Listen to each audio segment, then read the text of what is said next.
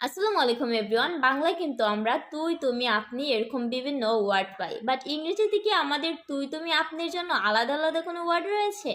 আলাদা আলাদা কোনো ওয়ার্ড নেই, আমরা কমনলি ইউজ করি ইউ।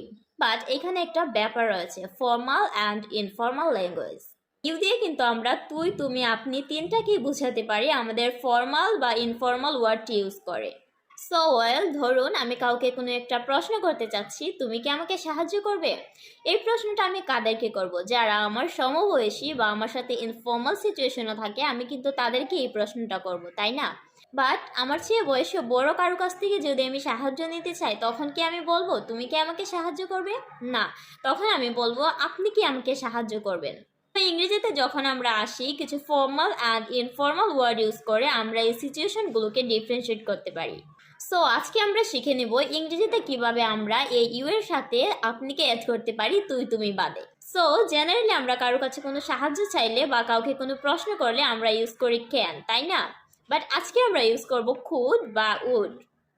ইউজ করব কুড বা উড, কারণ আমরা যদি ক্যান ইউজ করি, এখানে ক্যানটা হচ্ছে ইনফর্মাল এবং এর বাংলাটা দাঁড়ায় তুই বা তুমি। আমরা যদি কাউকে ক্যান ইউ বলি, তার মানে এখানে আমরা তুমি বা তুই করে বলছি। বাট আমরা যদি এখানে ইউ এর সাথে কুড বা উড ইউজ করি, তাহলে ব্যাপারটা হয়ে যায় ফর্মাল সিচুয়েশন বা ফর্মাল ল্যাঙ্গুয়েজ, এবং আমরা সাধারণত তখন আপনিটাই বুঝে থাকি। সো ওয়েল, তাহলে আমরা সেন্টেন্সে কীভাবে এদেরকে ইউজ করতে পারি সেটাও তো আমাদের শিখে নিতে হবে, তাই না? তাহলে চলুন ব্যাপারটা শিখে নেওয়ার চেষ্টা করি। এই কুড এবং উডের মাঝে কি কোনো পার্থক্য আছে? যদি আমরা ল্যাঙ্গুয়েজের দিক থেকে, পলাইটনেসের দিক থেকে চিন্তা করি, তাহলে এই কুড এবং উডের মাঝে কোনো পার্থক্য নেই। বাট যদি আমরা গ্রামাটিক্যালি চিন্তা করি, তাহলে একটু পার্থক্য আছে, বাট আমরা সেই দিকে যাচ্ছি না, কারণ এখানে আমরা সেই টপিক নিয়ে কথা বলছি না। সো এখানে আসলে আমরা পলাইটনেসের দিক থেকে ক্যানকে কুড এবং উডে রূপান্তরিত করছি। সো ওয়েল, ধরুন আমি কাউকে কোনো একটা প্রশ্ন করতে চাচ্ছি, তুমি কি আমাকে সাহায্য করবে? তাহলে এখানে তুমি বা তুই করে বললে ইনফর্মাল ওয়েতে আমার প্রশ্নটা হবে ক্যান ইউ হেল্প মি। যদি আমি ফর্মালি প্রশ্নটি করতে চাই এবং ইংরেজিতে আপনি বোঝাতে চাই, তাহলে আমার প্রশ্নটি হবে could you help me or would you help me. Similarly আমি যদি বলি তুমি কি আমায় এক গ্লাস পানি এনে দিবে, বা তুই কি আমায় এক গ্লাস পানি এনে দিবি, এই যে তুমি বা তুই ইনফর্মাল ভাবে আমরা বলবো can you give me a glass of water, can you give me a glass of water.